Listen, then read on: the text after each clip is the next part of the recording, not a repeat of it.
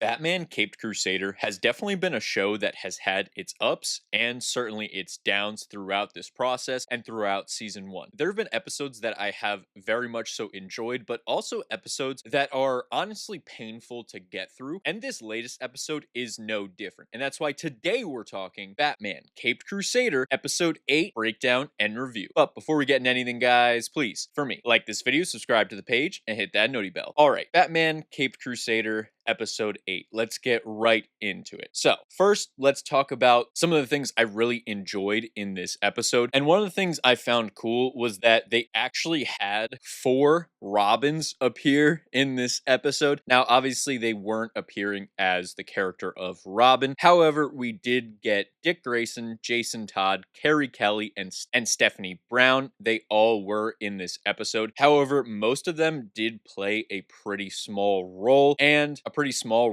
in this episode and did not do very much outside of Carrie Kelly. She probably had the most impact in this episode, and as she is my least favorite on that list of 4, that's kind of a bummer, but still it is a really cool Easter egg that they did decide to include those 4 characters in this episode. However, the way in which they do it was a little weird. It actually reminded me of the movie Batman Gotham by Gaslight, where they did not actually appear as the character of Robin, and it was pretty clear that they weren't going to become Robin, at least not anytime soon, and that is pretty much the case for this as well. However, we do get a pretty interesting character as the villain of this episode. We have Natalia, and she is essentially draining the life force of children or really anyone she can get her hands on. However, it's never really explained what happens if she doesn't do this, and it's also not explained what fully happens if she is out during sunrise. We just see that it is very bad, and it is implied that she would die if she is out during the daytime. However, again, that is not ever actually explored, so it definitely leaves a lot of questions that aren't answered and probably won't be answered by the end of this season, and I honestly don't know if they will answer those questions at all throughout the series. We will just have to wait and see. However, some of the other interesting things that we did have in this episode, we finally get Dr. Leslie Tompkins in this episode. She is actually the head of the orphanage where Dick Grayson, Jason Todd, Carrie Kelly, and Steffi Brown are from, and she brings them to the circus where they do find Bruce Wayne, and we do get a nice little interaction between Bruce Wayne and Dr. Leslie Tompkins, as well as with Harvey Dent. Harvey Dent has been a character that I have thoroughly enjoyed throughout this series, and this episode definitely highlights that, because now I'm going to skip to the end because, again, I did not enjoy much of this episode. However, the parts with Harvey Dent I thought were really intriguing. As we know from previous episodes, Harvey Dent is now in league with Rupert Thorne, at least to a degree, to the point where Rupert Thorne is trying to get Harvey to become the mayor. Not only donating to his campaign from a financial standpoint, but he is coming out with stories, whether they are true or false, to put down Harvey's competition and hopefully swing things in favor of Harvey Dent, because still at this point, 24 hours before the final vote is going to happen, Harvey is still behind in the polls. And this is a really important thing, because at this circus event that everyone is at, Rupert Thorne appears to Harvey Dent, and after giving him a sizable donation that he said would very much so help his campaign, he also mentions the story that's going to come out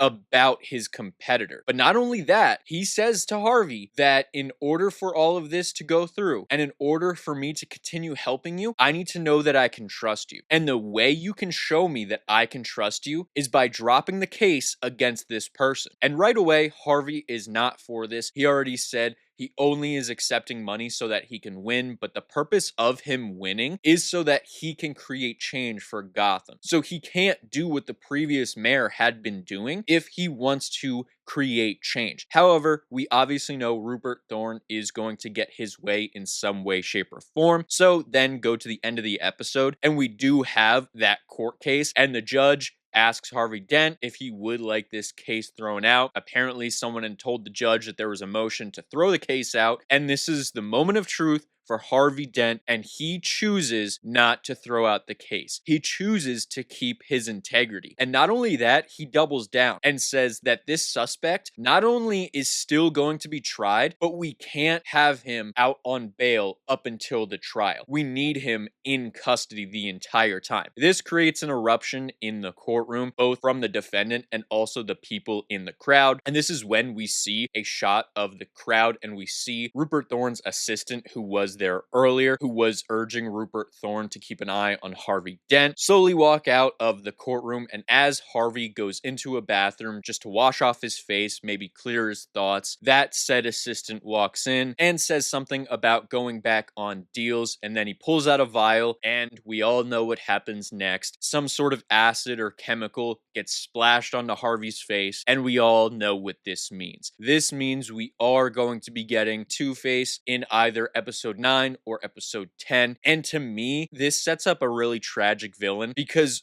Harvey Dent, although he was doing some things that weren't that right, like taking money from Rupert Thorne, at every step of the way, he made it very clear he was not going to be corrupt. He wasn't going to just let criminals run amok, and he wasn't going to let Rupert Thorne just do whatever he wants simply because he gave Harvey money for his campaign. So he had integrity, and in the moment of truth, instead of letting a criminal go, he decided he was going to double down and ensure that this case was tried. And now there's going to be an even further layer to this, and that is Bruce Wayne being very close to Harvey Dent in this universe. And now he is going to have to go face to face, head to head with his best friend, who, in my opinion, is going to be a very sympathetic villain, because this is something that just happened to him. But now it is going to be very clear Harvey is not going to win the mayoral race, and that is going to have a drastic impact on him psychologically. And then you add into that what just happened to Harvey at the end of this episode. He's going to be in the worst mental state that we have ever seen him in this series. And Batman is going to have to cope with the fact that he is now facing off against one of his best friends. He is going to have to either try to reason with him or try to take him down, both of which are going to be very difficult for Bruce Wayne. And I feel like this is going to lead to a lot of growth for the character of Bruce Wayne, which I am definitely all for. And speaking of Bruce Wayne, one of the things that I really liked about this episode as well was when Bruce went to his car and told Alfred the situation and said he needs the suit. They did something very, very small, but it's actually really important. Alfred dimmed the lighting around the car to make all of the windows tinted. That way no one could see inside of the car and see Bruce Wayne change into Batman. Again, that's a very, very small detail, but the fact that the writers were that conscious of this and that cognizant of all of these people being around, so we can't just have Bruce Wayne change into Batman, at least not without tinting all the windows. I absolutely love the attention to detail. Great moment. I will always highlight moments like that because I definitely appreciate it. That might have been something that I had a little nitpick for. However, now I don't even need to say anything about it because it was executed very, very well, in my opinion. Now, moving on, going to some of the things I did not like about this episode. And there were quite a few things, to be totally honest with you. Like I said, this show has been very much so up and down. There hasn't been very much middle ground. And I feel like anytime we get one or two episodes that are very, very good, like we did with the last two, we are due for a dud. We are due for something that is not so great. So it definitely makes sense that this episode was not great. Although it did some things really well, I think the bad definitely outweigh the good, unfortunately. And part of the bad was definitely the introduction of those four Robin-esque characters. And although it was a cool cameo to have all of them in it, it also is kind of a bummer because we pretty much know none of them are going to become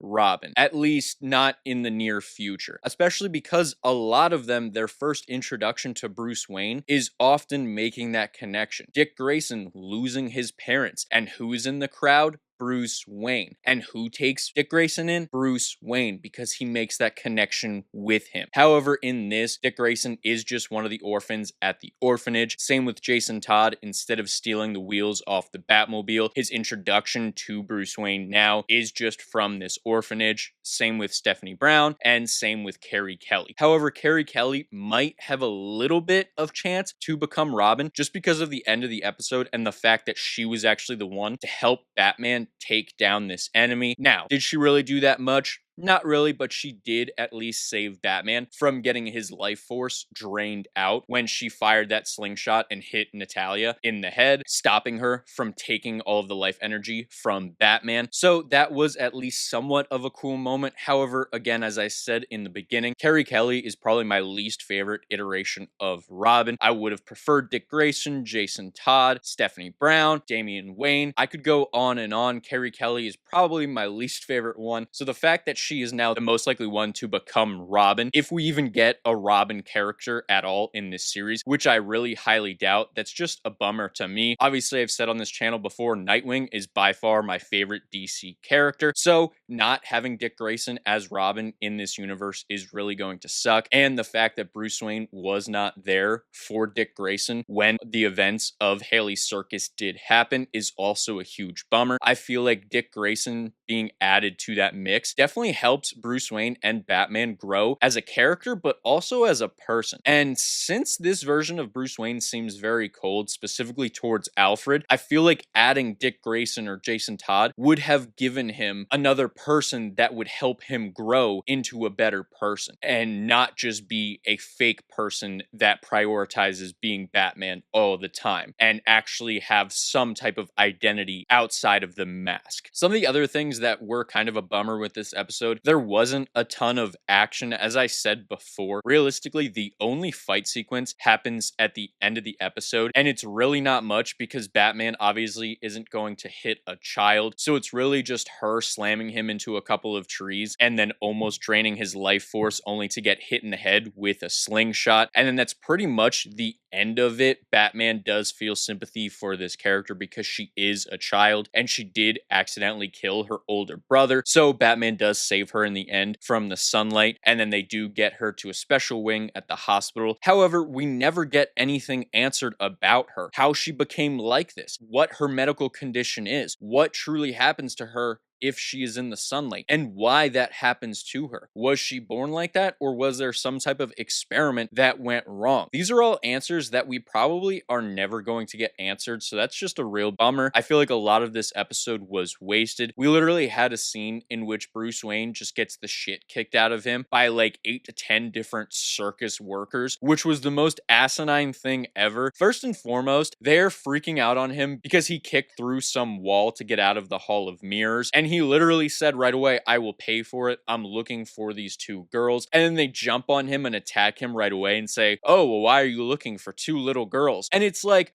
I wonder why. Are you guys not aware that literally the head of the orphanage has been telling everyone and anyone that these kids are missing? And I'm literally Bruce Wayne. I'm someone that, I'm sorry, I feel like absolutely everyone in Gotham should know. And yes, I know these people are from a traveling carnival, but still, I feel like to not know Bruce Wayne is absolutely absurd. And then to not even hear him out at all and just go right into attacking him was probably the dumbest thing in this entire episode. And I really wish that Bruce Wayne just kicked the shit out of all of them. Obviously, he wasn't going to do that because this version of Bruce Wayne definitely cares more about keeping his secret identity, unless you insult his mother like that photographer did in the previous episode. However, in this, he just lets it happen, gets the shit kicked out of him, and then gets tossed aside. But still, it was a really lame moment, really stupid. I feel like all of those workers there are absolute idiots. If I was Bruce Wayne after the fact, I would definitely sue every single one of them. I would make sure all of them got put in jail. Not just the fact that they kicked my ass for no reason, but the fact that they stopped me from looking for these